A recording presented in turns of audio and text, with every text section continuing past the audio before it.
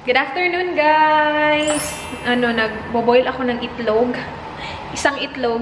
Kasi kakain ako ng arroz caldo. Naka-ready na yung arroz caldo ko. Ininit ko yan. Kahapon ko yan niluto. And yan din yung lunch ko ngayon. Nilagyan ko na siya ng ng garlic. Yung, garlic. Ano pa ba? Garlic. Kulang na lang yung egg. Nakalimutan ko siya. Uy, sana nung ininit ko yung arroz caldo, nagluto din ako ng egg. Pero nakalimutan ko yung egg. Mag-ano tayo ngayon? Lumpiang toge. Ko na siya. Lulutuin ko na siya. Irarap ko na siya today. Kakain din ako ng snack na lumpiang toge mamaya. Kasi na-miss ko yung yung sa pungko-pungko. Alam ko wala yan sa feeling ko wala yan sa Manila. Yung pungko-pungko na lang talaga siya. Sa labas siya ng school namin, tapos sa labas din siya ng dorm namin noon nung nasa college ako. And lang siya guys, tag 2 pesos each, yung maliit na lumpia, tapos yung sauce niya, vinegar, na merong onion, na sobrang sarap talaga, promise. Na-miss ko siya. Gusto ko siyang gawin ngayon, kaya lang iba yung version natin kasi merong baboy, alam mo yun, tas medyo marami yung laman, pero na-miss ko talaga yung sauce. So, yun yung gagawin ko. Dadamihan ko siya kasi may bisita tayo sa Friday. Dito magdi-dinner. Kung sino mang available, hindi ko pa sure. Pero sila man ay pupunta kasi dito sa weekend, dito sila magsistay. So, isa yan sa mga putahe ko. Spaghetti din. Yes, na yan. Nasa lista na yan lagi yung spaghetti kasi hinahanap ng mga boys. So yan, lulutuin ko, toge, tapos kailangan ko ng carrots, and then beans. Bumili din ako ng beans. So yeah, mamaya yan. Excited na ako sa toge, pero kain muna tayo ng lunch. Sana maluto na to agad. Nilakasan ko yung apoy kasi nga nakalimutan ko siya. Ayan, kain tayo guys. Perfect yung egg. Yung ginamit ko pala na dito, rice, hindi yung regular rice. Glutinous rice yung ginamit ko. First time ko gumamit ng glutinous rice. And in fairness, yan. Ang ng egg, ang perfect ng egg, hindi siya sobrang tigas, tas hindi din siya yung runny. Kain! Guys, so ito na, magluluto na tayo ng lumpiang toge. Yan, hinugasan ko na yung toge. Nandun na yung pork natin. And nakachop na din ako ng onion, garlic. Ito hindi na to kailangan hugasan. See? Washed and ready to cook. Green beans. And then, yung carrots ko nandito na. Kaya ko siya guys, i-chop ko siya. Hindi ko na siya ikakat ng by hand kasi kakapagod na beshi. Ito, mabilis lang kasi to. See?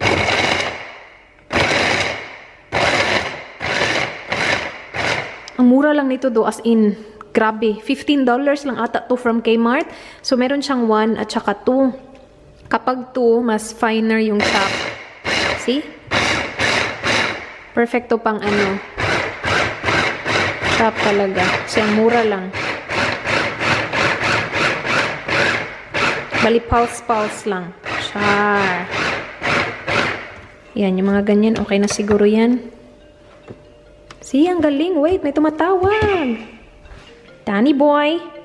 I was chopping the carrots. Okay. Yeah, I'm doing the lumpiang toge today. Save me a couple, I'll have a taste. Oh yeah, I'm gonna make heaps. Okay, cool. Yeah. No worries. How's your day going? Good, Mala. Good? Yep. Okay, cool. How are you? Okay, yeah, just running around like a headless chook. Sorry? Just running around like a headless chook. Headless chook? Yes, go one appointment to the next, to the next, to the next. Okay. Yeah. Busy? Yeah, This chopper is really good, babe. it is. I know. Yeah. Cheap chocolate from Kmart. I know. It's perfect. Yeah. So guys, ito na yung carrots. Look how perfect that is. And ito yung green beans. Diba? Sobrang dali lang. Hindi ka na mahihirapan. Kutsilyuhin to, kamayin. Perfect! So yan, ready na lahat. So pwede na tayong magluto. Ay wait, ilabas ko lang yung ating lumpia wrapper. Kasi frozen siya.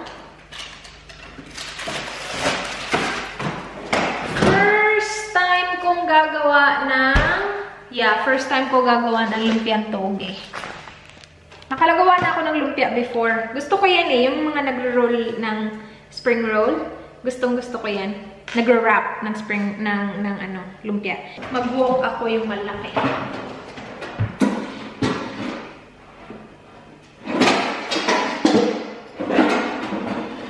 So, diba? Ilabas natin ang ating malaking wok.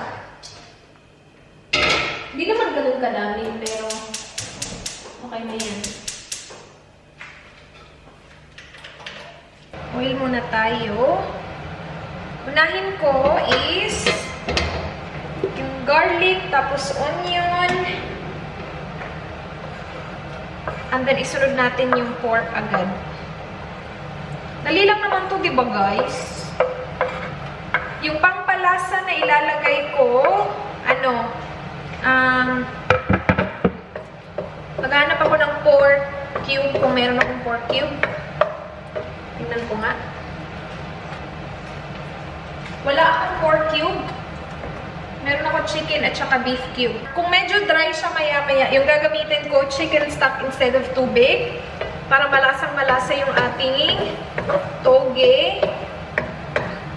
Hindi ito kapareho nung kay Kuya Pungko-Pungko kasi yung kanya toge lang yun eh, walang ibang laman. Kaya nga ang mura, diba? Hindi ko alam, magkano na kaya yan ngayon? Kasi naalala ko talaga 2 pesos tapos nagte-take out pa kami noon kasi nahihiya ako kumain sa Pungko-Pungko na ako lang mag-isa. So nagte-take out. Kasi naka-dorm pa din ako kahit na nasa call center na ako. Same dorm ako nagsistay kahit na nasa call center ako. So nag-jeep ako from kung saan ako nagtatrabaho papunta sa dorm. Tapos si kuya nga, doon siya sa labas ng dorm namin, nagbebenta. Nagte-take out ako, tapos mapasok ako sa dorm, doon ako sa kwarto. Kumakain na ako lang mag-isa. Kasi nahihiya ako kumain na ako lang mag-isa. Tapos alam mo yun, mga stranger yung kasama mo. Which, ay, alam ko naman na walang pakialam yung mga kumakain doon. Ako lang yung ang arte-arte. Nakakamiss yun. Pagbalik ko talaga, gusto ko talaga kumain sa Pungko-Pungko.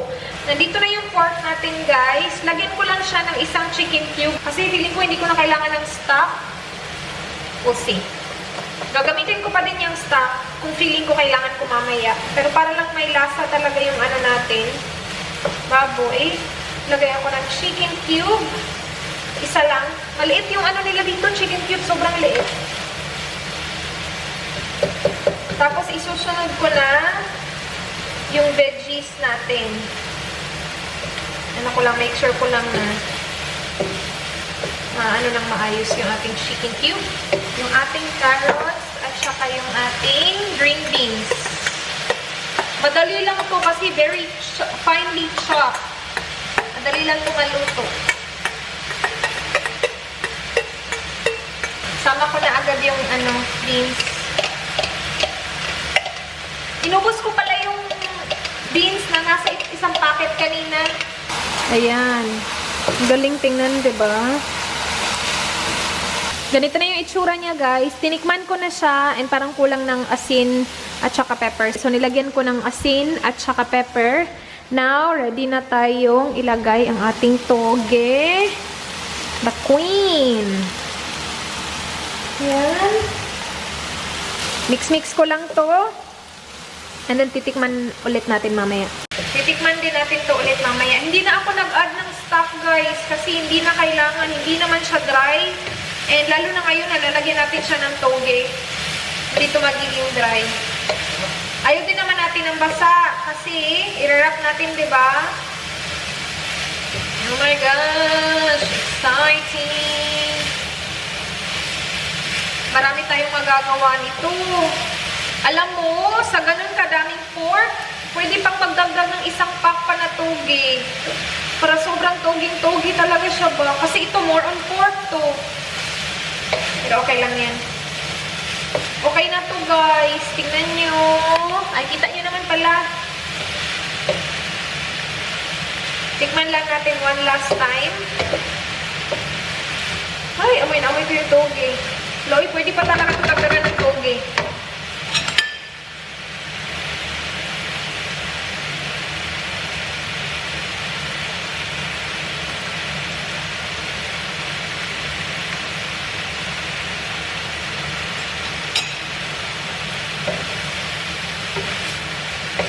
Kulang ng konting lasa. Lagyan ko lang ng more asin at saka pepper.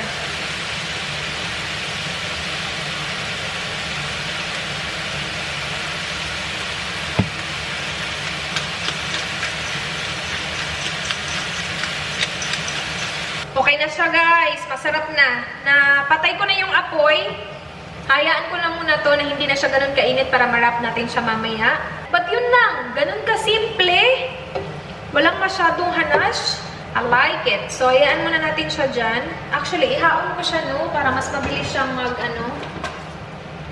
mas mabilis siyang lumamig. Kasi kapag nagstay siya dito sa pan, medyo matagal-tagal tayo maghihintay kasi ang init ng pan. Lagay natin siya dyan sa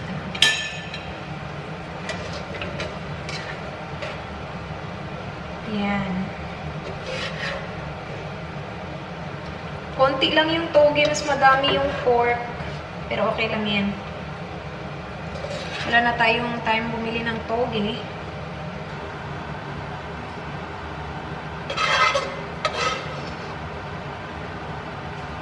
Lumpiang pork pala to. Hindi pala to lumpiang toge. Mas madami yung pork. But that's it. Very easy lang.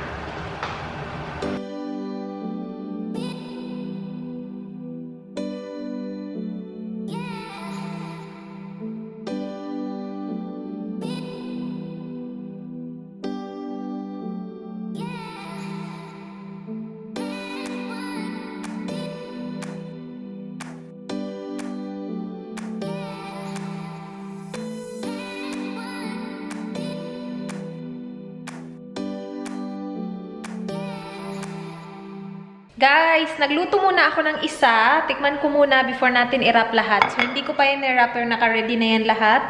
Just in case kulang ba. And then, ito yung ating sauce. Very simple lang kasi gusto kong gayahin yung pungko-pungko nga ni Kuya, ba? Diba? So, yung nilagay ko dito, onion lang guys. Yan. Naalala ko pa si Kuya kapag nag-chop siya ng onion, yung ginagamit niya blade. As in, sobrang bilis pag ganun-ganun, oh. So, yan, onion. Tapos, ito lang yung vinegar. Yung white vinegar lang. Yung simpleng vinegar lang. Tatry ko siya with that. Tapos, kapag gusto ko ng, ibang klaseng vinegar, meron akong mamasitas. Pero ito muna. Yes! Excited ako dito. Mapapamukbang tayo ng di oras.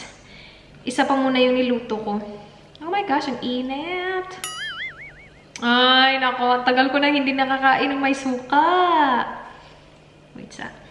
Ano ba yan? Ang init naman. Wait sa ha.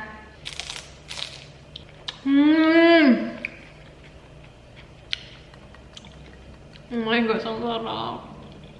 Guys, masarap. Try niyo. Hindi siya kagaya nung kay Kuya kasi yung kay Kuya, unang kagat wrapper lahat. Pero masarap, masarap. Konting lang yung toge.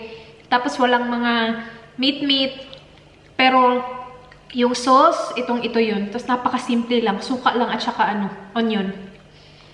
Sana pala tinikman ko ng walang suka, no? Para talaga akong Pero okay na to yung flavor nito. Init pa, besh. Oh. Nagsisteam pa. Sarap! Pag sausaw mo, kuha ka ng maraming onion. Sarap nito.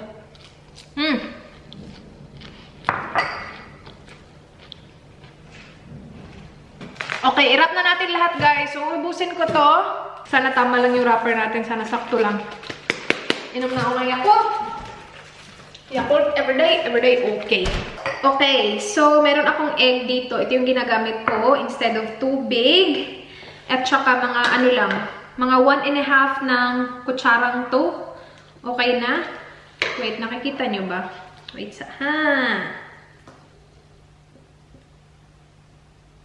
Ayan. So, lagay tayo dyan. Tapos, ganyanin natin. And then, i-fold natin sa gilid. Yan. Fold sa gilid. Tapos, roll. Medyo lumalabas pa yung dito, pero okay lang kasi meron pa namang wrapper na natira. Yan. Tapos, egg. And Yan na. Sobrang dali lang. Yan. Yun lang. Ulitin natin ha. Depende na sa inyo kung gaano karami. Feeling ko hindi ko sure kung kay Manay ko to natutunan tong pang-wrap na to or saan ko ba to natutunan? Sa YouTube video, hindi ko na maalala. Pero yun. And then, yung isa, medyo nag-tear kasi dun ako kumuha sa bottom tapos medyo basa. Pero okay lang kasi na-wrap naman din natin siya. And then, wrap kang ganyan. Easy peasy. Yun. Fast forward ko na lang ha, para mabilis.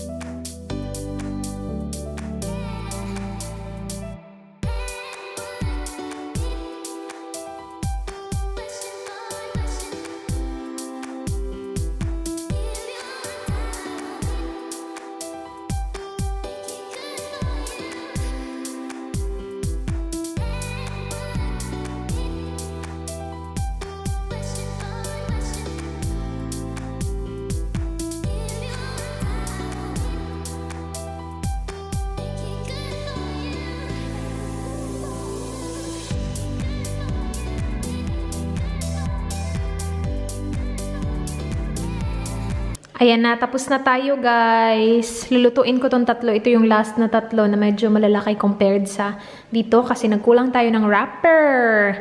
Pero look at this mess! Ininit ko ulit yung oil. Kakain tayo!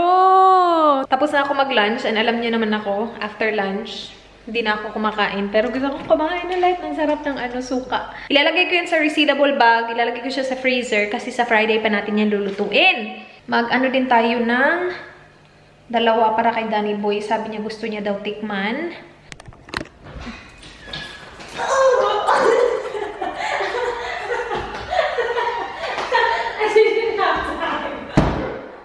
I didn't have time. I set up the camera. I was gonna say. Hello, Mama. What's this? Hello. Ba yan? Tatakutin ko sana si Dan eh. Ako tuloy natakot. Oh, do you wanna try the lumpia? Yep. Okay. Before dinner? Yep. I'll check all these as well. What do you want for dinner tonight? Pork. Yeah, I can do pork. Do the pork. Yep. What do you want? I'll do the pork. No, Pork? tomorrow, yeah, do the pork. Because you're going to do a pasta this week with the tuna. Yeah. I'll do that tomorrow. Okay. Yeah. Let's do the pork. Do that. Do that tomorrow. I'm actually still full. It's really good, babe. Is it? Yeah. Okay. I like it. I hope you like it. I like it especially with the vinegar. They're so clean with that. I know! Ang linis ng tank, guys. Dahil kay Janitor Fish. As in, bago pa lang yan. When did we get him? Sunday? Tapos ngayon, ang linis na ng tangke do. As in, ang galing niya talaga. Kita niyo ba? Siya, linis na. Dito ay na. He's already cleaned the thing. Yeah. No, it's really good. Yan lang kasi yung kinakain niya, yung algae. Linis ng galing. Tapos, sabi nga din, ang bilis lumaki niya kasi ang dami niyang kinakain eh. Try niyo yung lumpia, guys. You've really done a good job, babe. Yeah? Yeah, it's really good. Like a professional. Burit, Yeah, good. very professional. Yeah. Do you like it? Yeah. Let me see. Yeah. It's actually really good. Thank you. You have your own shop. Burit kay ka, babe. Ambot din mo. Look. You like it? Yeah, I like it too. Luto ko yung ano niya guys, veggies niya. I'm steaming it. Hindi ko siya binuboil. Sini-steam ko na siya ngayon. So, carrots at saka broccoli. And then, nasa air fryer ang kanyang pork chop. Kasi busog pa ako eh. So, hindi ako nagluto ng pork chop. Dalawa ka sana yung lulutuin kong pork chop para sa kanya, para sa akin. Hindi ako gutom pa. And ayoko masayang yung pork chop. Naliligo na naman yung ating Danny boy, guys. Ayan, tapos na siya. Sobrang nagustuhan ni Dan yung ano kanina, yung pork chop kanina. Yung nilagay ko is ano lang naman yun, vegeta. Ginaya ko yung kay Manay, vegeta at saka asin, yun lang. And in-air fry ko siya ng mga 20 minutes yung isang malaki. And sobrang gustong-gusto niya, sobrang malasa daw. Bukas ko nakakainin yung pork chop ko kasi busog pa ako. Hanggang ngayon, busog pa din ako, guys. Anyway, yun na yung ating vlog. Thank you so much, guys, for watching. Please like this video kung na-enjoy nyo. Please subscribe if you haven't already. I hope to see you guys hopefully tomorrow. Good night. Be good. Bye.